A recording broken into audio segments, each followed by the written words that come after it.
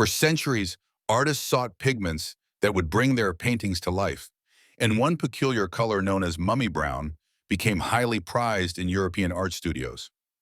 The color was exactly what its name suggested, a rich brown pigment made by grinding up actual Egyptian mummies, both human and feline, that had been preserved with bitumen and resins. Manufacturers would process the mummified remains into a warm, transparent brown that was perfect for shadows, glazes, and flesh tones in oil paintings.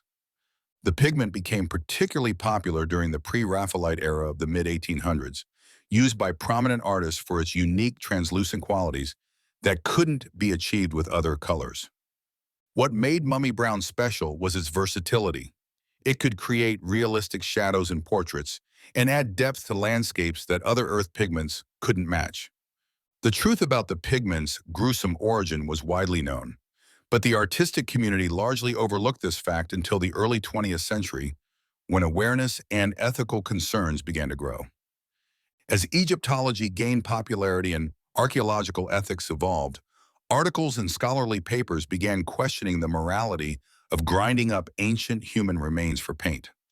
By the 1930s, many artists were horrified to learn what they had been painting with, including British artist Edward Burne-Jones, who reportedly gave his tube of mummy brown a proper burial in his garden upon discovering its contents.